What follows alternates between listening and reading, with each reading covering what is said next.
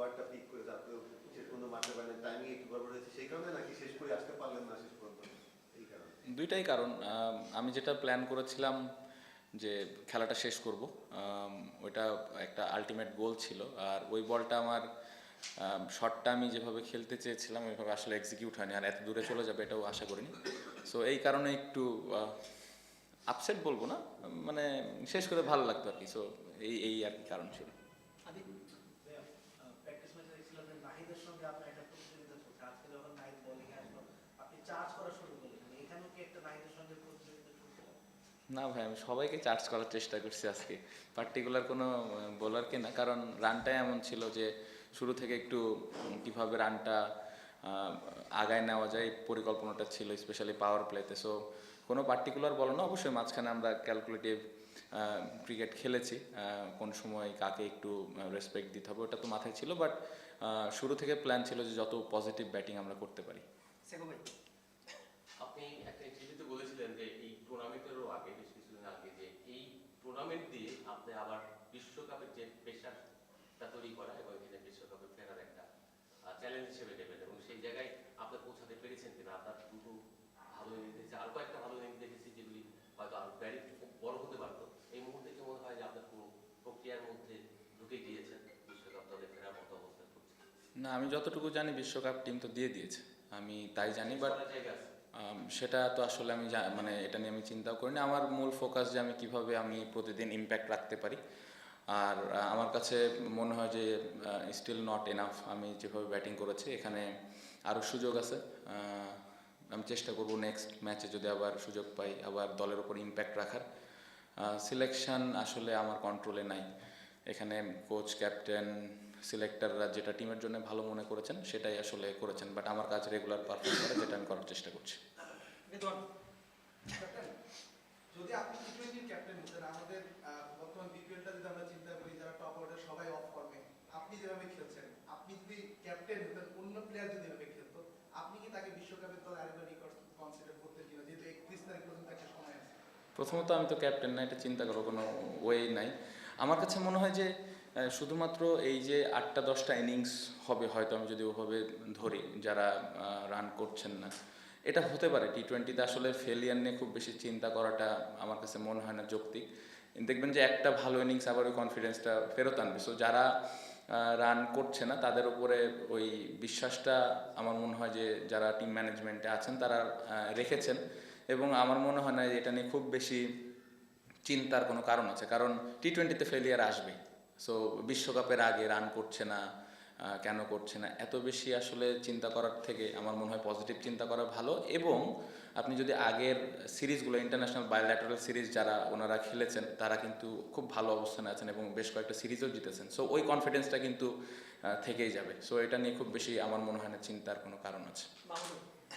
ম্যাচে ফিরি, মানে লাস্ট আপনাদের বোলিং এর সময় লাস্ট ওভারটাতে তৌহিদ যদি একটা মাইলস্টোনের সামনে দাঁড়িয়ে ছিল, সেই মাইলস্টোনটা নিশ্চয়ই আপনারা হয়তো করতে দিতে চান, মানে আপনাদের তখন ভাবনাটা কি ছিল? ওইটা কি আপনাদেরকে মোমেন্টামটা একটু ফেভার করেছে, যে একটা মাইলস্টোন হলে একটা মোমেন্টাম থাকে একটা টিমের? না, দারুণ ব্যাটিং করেছে। আমার মনে হয় ও 100টা ডিজার্ভ করে, সত্যি কথা। ও যেভাবে ব্যাটিং করেছে, উইকেটটা একটু কঠিন ছিল শুরুর দিকে, বাট ও যেভাবে খেলাটা পুরোটা ফিনিশ করেছে এটা অবশ্যই ক্রেডিট দিতে হবে। 100 একটা মাইলস্টোন অবশ্যই অ্যাজ এ ব্যাটসম্যান হিসেবে সবাই 100 করতে চায়, বাট আমার কাছে মনে হয় যে ইম্প্যাক্টফুল ইনিংসটা খেলেছে এটা আরও বেশি দেখার মতো ছিল আমার কাছে মনে হয়। সো অবশ্যই মোমেন্টাম তো ওরা আসলে শেষের 7 ওভার বা 6 ওভার থেকে ওরা ভালো মোমেন্টামে ব্যাটিং করেছে। সো মোমেন্টাম ওদের ছিল। হ্যাঁ, অবশ্যই হৃদয় 100 করতে পারলে অ্যাজ এ প্লেয়ার হিসেবে অবশ্যই ভালো লাগতো। বাট হ্যাঁ, এগেন অপোনেন্ট আমরা তো চাইবই যেন না হয়। বাট খুব দারুণ ব্যাটিং করেছে।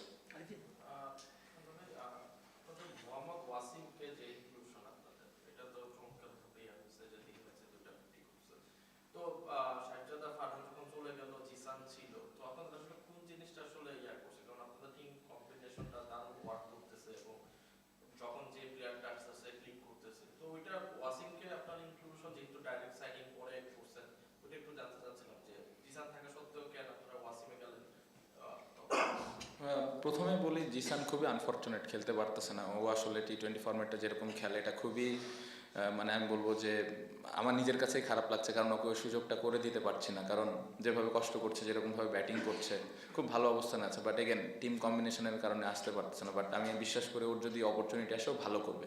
আমাদের ওয়াসিমের ব্যাপারে এই প্ল্যানিংগুলো অনেক আগে থেকেই ছিল যে আসলে ফারহান চলে গেলে কে আসবে, তো আমরা জানতাম, এবং ওই ট্রাস্টটা নিয়েই কিন্তু আমরা আসলে সাইনিংটা করেছি। অনেক প্লেয়ার পারফর্ম করবে, অনেকে করবে না, বাট ওই বিশ্বাসটা আমাদের আছে যে যে প্লেয়ারগুলো আমরা সাইন করেছি দলের জন্য ইম্প্যাক্ট রাখবে, যেটা ওয়াসিম খুব ভালোভাবে করতে পেরেছে। পাপন ভাই। ওভারঅল স্কোরের দিকে তাকালে, পার্সোনাল স্কোরের দিকে তাকালে যেটা দেখা যায় ন্যাশনাল সাইডে যে ক্রিকেটারগুলো আছে তারা ধারাবাহিকভাবে যে রান করছে সেরকম না, কিন্তু আপনারা যারা বাইরে আছেন কনসিস্টেন্টলি রান করে যাচ্ছেন, মানে একটা প্রেশার থাকে কিনা যখন স্কোর ঘোষণা হয়ে যায় কিংবা এরকম কি মনে হয় কিংবা থাকে কিনা? আমি ব্যক্তিগতভাবে প্রেশার ফিল করি না, আমি স্কোয়াডে থাকলে বা না থাকলে। ইন্ডিভিজুয়াল প্লেয়ারদেরটা আসলে আমার পক্ষে বলা মুশকিল। আমার মনে হয় না যে ব্যাটিংয়ের সময় এই জিনিসগুলো কাজ করে, কারণ ব্যাটিংয়ের সময় যারাই আমরা ব্যাটসম্যানরা আছি চিন্তা থাকে কীভাবে দলের হয়ে আমি ভালো করতে পারি। সো আমার মনে হয় না যে বাড়তি প্রেশার নিয়ে কেউ ব্যাটিং করছে, কারণ আমি বিশ্বাস করি আমাদের সিলেক্টর, কোচিং স্টাফ, ক্যাপ্টেন সবাই প্রত্যেকটা প্লেয়ারকে ভালোভাবে ব্যাক করে। সো আমার মনে হয় না এটা বাড়তি কোনো প্রেশার নিয়ে কেউ ব্যাটিং করছে। চুবি। রংপুরকে দুইবারই হারানো একটা সুপার ওভারে আজকে ডমিনেটিং রান স্যাটিসফাইড কিনা দলের জন্য? না, এটাই তো অ্যাজ এ টিম হিসেবে এটাই আমাদের কাজ। আমরা লাস্ট ম্যাচটা ভালো ক্রিকেট খেলিনি, এটাও দেখতে হবে। চিটাগংয়ের সাথে আমরা খুব আমরা ম্যাচটা হেরেছি। সো এখানে আজকের ম্যাচটা খুব ইম্পর্টেন্ট ছিল। সো জিততে পেরেছি, খুবই ভালো। ইটস নট অ্যাবাউট যে রংপুরের সাথে জিতেছি। প্রত্যেকটা দলে এখানে ভালো দল, রংপুর অবশ্যই অনেক বড় দল, ওরা খুব ভালো ক্রিকেট খেলছে এবং আজকের ম্যাচও যদি দেখেন দারুণ ক্রিকেট খেলেছে। সো এই টিমের এগেনস্টে অবশ্যই জিততে পারলে তো কনফিডেন্স দিবেই, বাট ওভার এক্সাইটেড না। এবং আমাদের আরও সামনে ম্যাচ আছে, ম্যাচগুলো আমরা কীভাবে বেটার করতে পারি, আর একটু ইমপ্রুভ করতে পারি, এই জিনিসগুলো ইম্পর্টেন্ট। সো কনফিডেন্সের জায়গা থেকে আমি বলবো যে হ্যাঁ, ম্যাচটা জেতার কারণে 2 পয়েন্ট আমাদেরকে কনফিডেন্স দেবে। আদিব। জিমির সাহেবের কথাটা একটু জিজ্ঞেস করতে চাই। গতকালকে তিনি বেশ লম্বা একটা সময় উড়াল দিয়ে বাংলাদেশে এসেছেন এবং তারপরের দিনে আসলে রংপুরের মতো একটা বিগ ম্যাচে তাকে মাঠে নামানো হলো। টিম ম্যানেজমেন্টের তার কাছ থেকে প্রত্যাশাটা কি ছিল? দেখুন যে লাস্ট ওভারটাও তাকে দিয়ে আসলে করানো হয়েছে। প্রত্যাশা তো ভালো ক্রিকেট খেলা, ইম্প্যাক্ট রাখা। আপনি যদি দেখেন খুব ভালো ইম্প্যাক্ট রেখেছে, 2টা দারুণ ক্যাচ ধরেছে এবং আন্ডার প্রেশার বোলিংও করেছে। সো আমার মনে হয় যে যে জিনিসটা আমরা নিশামের কাছ থেকে আশা করি সেই জিনিসটা ও আজকে খুব ভালোভাবে করতে পেরেছে। সো খুবই খুশি। Last to Adib. বলছিলেন যে everyone is one match away from getting into the shape. Tanzid তামিমের সঙ্গে আপনার কি কথা হচ্ছে? উনিও একটু আউট অফ ফর্ম আছেন, আপনি যেহেতু ক্যাপ্টেন, উনি আপনার সঙ্গে কোনো আলাদা করে কথা বলছেন কিনা বা মেন্টালি স্টাক হয়ে আছেন কিনা, মানে ওনার অবস্থাটা একটু জানতে চাই।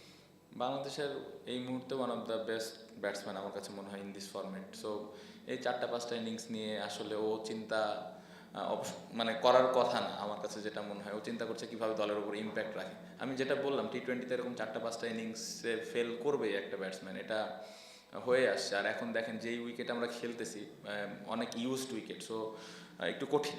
আমার মনে হয় যে খুব একটা ইজি না, বাট এগেন ওর সাথে বাড়তি কোনো কথা হচ্ছে না, কারণ এক্সপিরিয়েন্স খেলোয়াড়, ও জানে কীভাবে কামব্যাক করতে হবে এবং আমি বিশ্বাস করি যে ও খুব তাড়াতাড়ি দেখবেন যে ও একাই 2-3টা ম্যাচ জিতাই দিছে আমাদের। Last one second. আর রংপুরকে পেলেই আপনারা জ্বলে উঠছেন, মানে অল আউট ক্রিকেট খেলছেন এবং জিততে যাচ্ছেন, এটাই পিছনে রহস্য। মানে ওদেরকে নকআউট স্টেজে ট্রায়ালটা নিয়ে নিচ্ছে। না, জিনিসটা এরকম না। আমাদের আজকের 2টা পয়েন্ট খুব ইম্পর্টেন্ট ছিল। আমি বললাম যে আজকে যদি রংপুর না হয় অন্য কোনো টিম হয়তো আমাদের সেম প্ল্যান, সেম অ্যাটিটিউড, সব কিছু ওরকমই সেমই থাকতো। বাড়তি কোনো কিছু আজকে আমরা করতে চাইনি যে আজকে রংপুর একদম অনেক কিছু করতে হবে। ওরা অনেক ভালো দল, ওই দলকে আমরা ওই রেসপেক্টটা দিয়েছি এবং ওই দলের কি স্ট্রেংথ আছে, কি উইকনেস আছে, এই জিনিসগুলো নিয়ে আমরা অ্যানালাইসিস করেই মাঠে এসেছি। সো খুবই খুশি যে আমরা এই প্ল্যানগুলো এক্সিকিউট করতে পেরে ম্যাচটা জিততে পেরেছি। ওকে, থ্যাংক ইউ।